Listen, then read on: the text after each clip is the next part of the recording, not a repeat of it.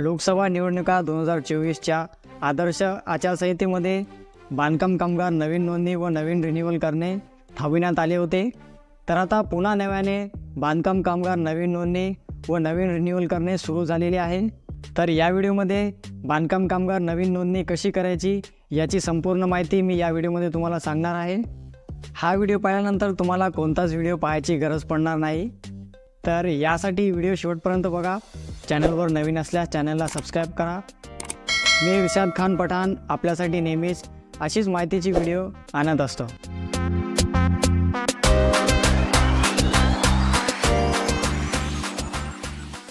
तर नवीन बांधकाम कामगार नोंदणी तुम्ही मोबाईलवरून सुद्धा करू शकता. मोबाईलवरून नोंदणी करण्यासाठी तुमचं क्रोम ब्राउझर उघडा. क्रोम ब्राउझर उघडल्यानंतर उजवीकडे राईट साईडला 3 डॉट आहेत. त्या 3 डॉटवर क्लिक करा आणि खाली डेस्कटॉप मोड दिलेला आहे, ते डेस्कटॉप मोड ऑन करा. डेस्कटॉप मोड ऑन केल्यानंतर तुम्हाला मोबाईलवरून सुद्धा हा फॉर्म भरता येते. तर सर्वप्रथम गुगल ओपन करा. ओपन केल्यानंतर वेबसाईट सर्च करा, महा BOCW.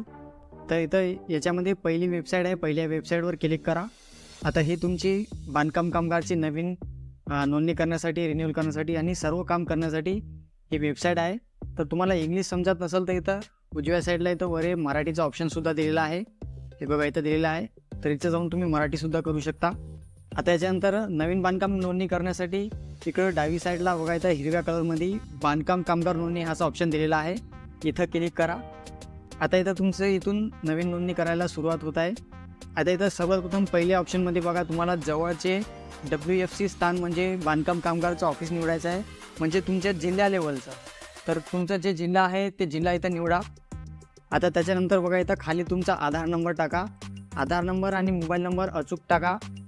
आधार नंबर टाकल्यानंतर खाली बघा इथं तुमचं चालू मोबाईल नंबर टाका. आता हे दोन्ही टाकल्यानंतर पुन्हा एकदा चेक करून घ्या, कारण आधार नंबर चूक झाल्यास तुम्हाला पुन्हा फ्युचरमध्ये प्रॉब्लेम येते. मोबाईल नंबर टाकल्यानंतर आता खाली प्रोसीड टू फॉर्म असा ऑप्शन दिलेला आहे, ह्यावर क्लिक करा. आता याच्यामध्ये पहिले आपल्याला वैयक्तिक माहिती भरायची आहे. तर सर्वप्रथम इथं तुमचं पहिलं नाव लिहा.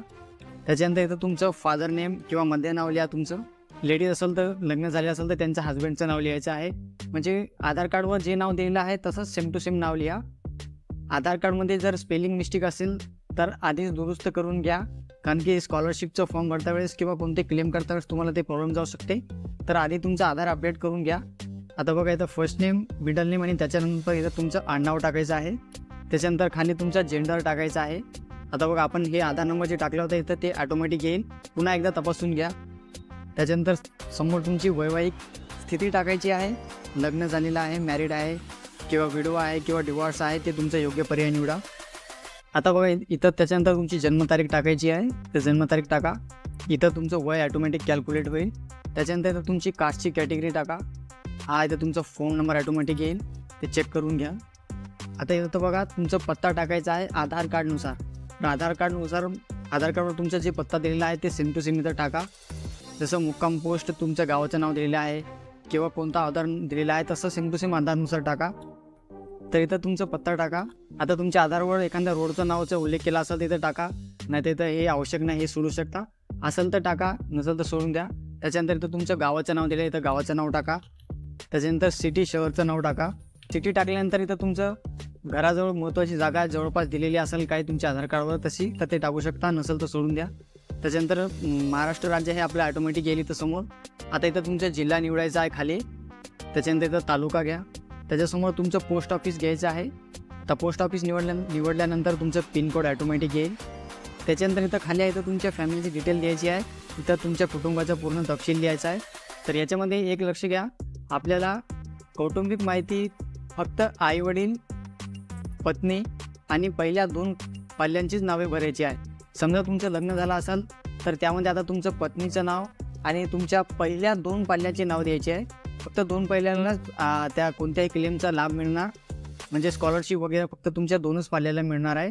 आणि तुमच्यासोबत तुमच्या राशन कार्डमध्ये तुमचे आईवडील असेल, तुमच्यासोबत असेल तर तुमच्या आईवडिलाचं नाव टाका. आणि ज्यांचं लग्न झालेलं नाही त्यांनी स्वतःचं नाव आणि त्यांच्या आईवडिलाचं नाव असे एवढेच नाव टाकायचे आहेत. तर इथं पहिल्या रोमध्ये तुमची स्वतःची डिटेल द्यायची आहे कामगाराची. तर इथं तुमचं नाव आणि तुमची डिटेल द्यायची आहे. याच्यामध्ये पहिल्या ऑप्शनमध्ये तुमचं पहिलं नाव लिहायचं आहे. त्याच्यानंतर इथं आडनावामध्ये तुमचं सरनेम लिहायचं आहे. हे ॲटोमॅटिक येईल, नाही आलं तर तुम्ही टाईप करून घ्या. त्याच्यानंतर तुमचं वडिलाचं नाव बघा इथं आलेलं आहे ऑटोमॅटिक. आता याच्यानंतर तुमची जन्मतारीख, तुमचं वय, त्यांचा तुमचा संबंध ऑटोमॅटिक आलेला आहे. सेल्फ, तुमचं आधार कार्ड क्रमांकसुद्धा आलेला आहे. आता इथं तुमचं प्रोफेशन, तुमचा व्यवसाय टाकायचा आहे. मजुरी, लेबर, तुम्ही लेबर काम करत असाल तर ते लेबर टाका. त्याच्यानंतर तुमचं शिक्षण किती झालेलं आहे ते शिक्षण टाका. आता नंतर हे नॉमिनीचं ऑप्शन हे आणि तुमच्या आता यांचं नॉमिनीचं ऑप्शन आणि खालचे दुसरे ऑप्शन तुम्हाला तुमच्या फॅमिली मेंबरची निवडायचे आहे इथं. तर आता याच्यानंतर तुम्ही ॲड मोर आहे, आणखी जोडा या बटनावर क्लिक करून तुम्हाला आता फॅमिली डिटेल भरायची आहे. तर याच्यावर क्लिक करा. आता इथं खाली एक रो ॲड होईल. ठीक आहे, इथं एक स्क्रोल दिलेला आहे बघा खाली, तर इथून तुम्ही समोर पुढे मागे येऊ शकता. तर इथं तुमच्या पत्नीची डिटेल लिहायची आहे आणि लग्न झालं नसेल तर तुमच्या आईवडिलाची डिटेल लिहा. इथं पत्नीचं फर्स्ट नेम, इथं सरनेम, त्याच्यानंतर इथं आता त्यांचं मध्य नेम, हजबंड नेम, त्याच्यानंतर जन्मतारीख टाकायची आहे त्यांची. त्याच्यानंतर बघा समोरच्या कॉलममध्ये इथं तुमचं रिलेशन द्यायचं आहे ह्या व्यक्तीसोबत. हे तुमचे आई आहे, वाईफ आहे किंवा तुमचे फादर वगैरे आहे, ते रिलेशन लिहायचं आहे तुमच्यासोबत. त्याच्यानंतर त्यांचा इथं आधार नंबर टाकायचा आहे.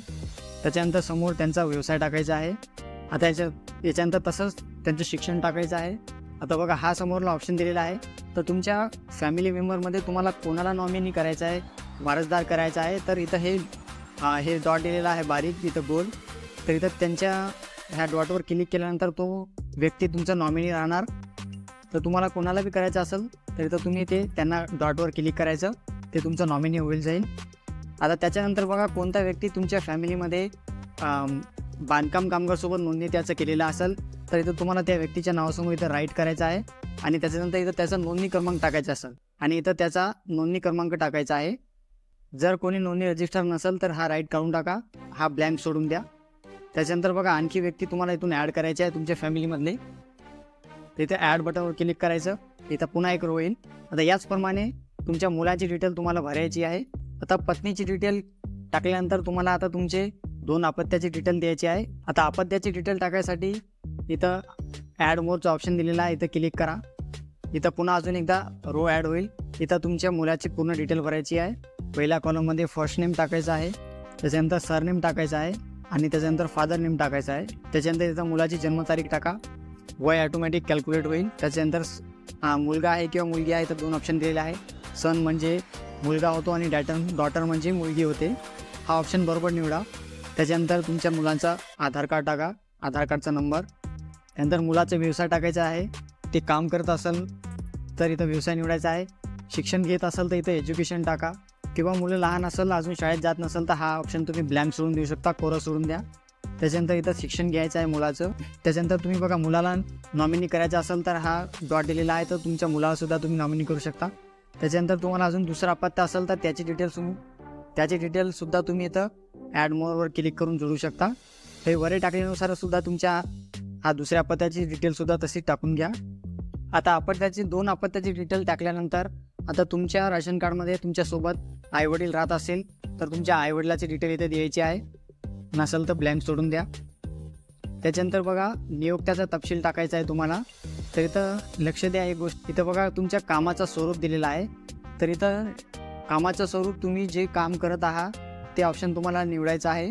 त्याच्यामध्ये पहिला ऑप्शन जसं दिलेला आहे मेसन वर्क म्हणजे मिस्त्री काम, centering worker, slab work, flooring आहे, प्लंबर आहे, कार्पेंटर आहे, पेंटर आहे, इलेक्ट्रिशियन आहे, वेल्डर आहे. त्याच्यानंतर सिलिंग वर्कर आहे, ग्लास वर्क आहे.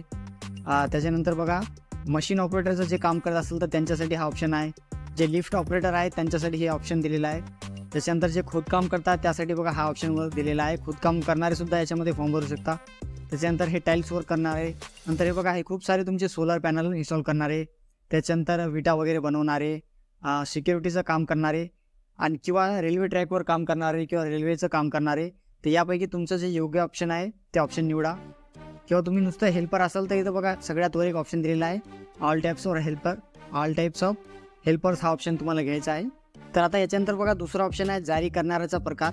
त्याच्यामध्ये पहिलं ऑप्शन आहे कॉन्ट्रॅक्टर किंवा डेव्हलपर, म्हणजे एखाद्या कॉन्ट्रॅक्टरनं किंवा डेव्हलपरनं तुम्हाला हा दाखला दिलेला आहे त्याच्या सही शिक्क्यासहित, तर हा ऑप्शन घ्यायचा आहे. त्याच्यानंतर तुम्ही ग्रामपंचायतकडून घेतला असाल तर ग्रामसेवकचा ऑप्शन घ्यायचा आहे. त्याच्यानंतर तिसरं आहे बघा तुमचं नगरपंचायत असेल किंवा नगरपालिका किंवा महानगरपालिका असेल तर हा तिसरा ऑप्शन घ्यायचा आहे. त्याच्यानंतर बघा कोणत्या एखाद्या गव्हर्नमेंट अधिकाऱ्याने तुम्हाला हा दाखला दिलेला असेल तर हा ऑप्शन 4 निवडू शकता।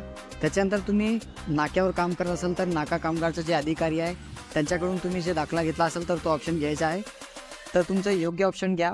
याच्यानंतर बघा तुम्हाला जावक दिनांक टाकायचा आहे, तर जावक दिनांक हा तुमच्या 90 दिवस काम केल्याच्या दाखल्यावर असते। तर बघा इथं उजव्या साईडला हा जावक दिनांक दिलेला आहे, ही तारीख तुम्हाला इथं टाकायची आहे।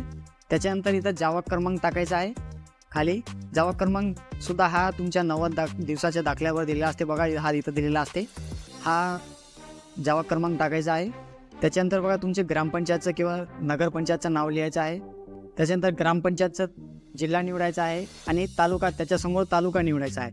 आता त्याच्यानंतर तुम्हाला तुमचे डॉक्युमेंट अपलोड करायचे आहे, तर त्यामध्ये सर्वप्रथम ऑप्शन आहे तुमचा फोटो। तर इथं अपलोड फोटोवर क्लिक करायचं आहे। इथं क्लिक केल्यानंतर पहिले 2 ऑप्शन आहेत, एक कॅप्चर आणि दुसरा एक अपलोड। तर कॅप्चरमध्ये तुम्ही तुमच्या कॅमेऱ्यानं डायरेक्ट फोटो घेऊ शकता किंवा तुम्ही फोटो स्कॅन केलेला असेल तर इथं अपलोडच्या ऑप्शनमध्ये जायचं आहे। इथं चूज फाईलमध्ये जाऊन तुमचा जे फोटो स्कॅन केलेला आहे ते इथं क्लिक करून अपलोड करू शकता। त्याच्यानंतर बघा हा अर्जदाराचा अंगठ्याचा प्रिंट, तर हा ऑप्शन सध्या बंद आहे, तर हा तुम्ही ब्लँक सोडून द्या, हे ऑप्शन पुन्हा चालू होणार आहे। त्याच्यानंतर तुमचं आता इथं आधार कार्ड द्यायचं आहे। बघा ॲड्रेस प्रूफसाठी तुमचं आधार कार्ड द्यायचं आहे, तर आधार कार्ड हा तुमच्या PDF फॉर्मॅटमध्ये ओपन करा। 2 MB तुमची फाईल असली पाहिजे, 2 MB कमी असली पाहिजे। तर इथं चूज फाईल हा ऑप्शन दिलेला आहे, इथं क्लिक करा। इथे केल्यानंतर तुमचं जे आधार कार्ड आहे याच्यावर क्लिक करून इथं तुम्हाला अपलोड करायचं आहे। त्याच्यानंतर हा 90 दिवस काम केल्याचा दाखला, तर इथं तुम्ही चूज फाईलमध्ये जाऊन 90 दिवसाचा तुमचा दाखला हा अशा प्रकारे तुमचा 90 दिवसाचा दाखला आहे, तो तुम्ही हा स्कॅन करून अपलोड करा किंवा तुम्ही मोबाईलनं फॉर्म भरत असाल तर प्ले स्टोअरवरून एखादा PDF स्कॅनरचा ॲप घ्या, त्याच्यावरून PDF करून तुम्ही अपलोड करू शकता। तर हा 90 दिवसाचा दाखला कसा भरायचा याचा बेस्ट व्हिडिओ आपल्या यूट्यूब चॅनलवर अपलोड केलेला आहे। तुम्ही ग्रामसेवक किंवा नगरपंचायतकडून किंवा नगरपालिका किंवा महानगरपालिकाकडून 90 दिवस कामाचा दाखला घेत असाल तर त्यासाठी हा पहिला व्हिडिओ दिलेला आहे आपल्या चॅनलवर, आणि हा दुसरा एक व्हिडिओ दिलेला आहे तुम्ही कॉन्ट्रॅक्टदारच्या सहींवर 90 दिवसाचा दाखला घेतलेला असाल तर त्यासाठी हा दुसरा एक व्हिडिओ अजून याच्यावर अपलोड केलेला आहे, तो पूर्ण पाहून घ्या। या व्हिडिओची लिंक खाली डिस्क्रिप्शनमध्ये सुद्धा दिलेली आहे, तर आपल्या चॅनलवर जाऊन तुम्ही पाहू शकता। यूट्यूबवर सर्च करा इर्शाद खान पठाण, आपल्या चॅनल वर टॉपवर येऊन जाईल। तर इथं तुम्हाला 90 दिवसाचा तुमचा कामाचा दाखला अपलोड करायचा आहे, तर इथं चूज फाईलवर जाऊन तुम्हाला दाखला अपलोड करायचा आहे। आता याच्यानंतर तुम्हाला इथं टर्म्स अँड कंडिशन दिलेले आहे त्यांच्या, तर याच्यावर राईट करायचं आहे। हे टर्म्स कंडिशन वाचून घ्या। राईट केल्यानंतर इथं सेव्ह बटन दिलेलं आहे, याच्यावर क्लिक करा। आता बघा इथं तुम्हाला तुमच्या मोबाईल नंबरवर OTP पाठवायचा आहे, तर सेंड OTP या बटनावर क्लिक करा, इथून तुमच्या मोबाईल नंबरवर OTP जाईल। आता तुम्हाला इथं तुमच्या मोबाईलवर आलेला OTP टाकायचा आहे, 6 अंकी OTP असतो, तो OTP टाका। त्याच्यानंतर व्हॅलिडेट बटनावर क्लिक करा। जर OTP आला नसेल, OTP यायला वेळ झाला असेल तर इथं रिसेंडवर क्लिक करून तुम्ही पुन्हा OTP घेऊ शकता। व्हॅलिडेट OTP केल्यानंतर तुम्हाला एक समोर असा मेसेज येईल, तुमचा फॉर्म सबमिट झाला म्हणून तुमच्या मोबाईलवर मेसेजसुद्धा येईल, आणि इथं तुम्हाला हा पावती नंबर दिलेला आहे, याची प्रिंट काढून ठेवा। तर अशा प्रकारे तुमची कामगार नोंदणीचा फॉर्म सबमिट होईल। तर व्हिडिओ आवडल्यास व्हिडिओला लाईक करा, शेअर करा, चॅनलवर नवीन आले असल्यास चॅनलला सबस्क्राईब करा। मी इर्शाद खान पठाण आपल्यासाठी अशीच माहिती नेहमी आणत असतो।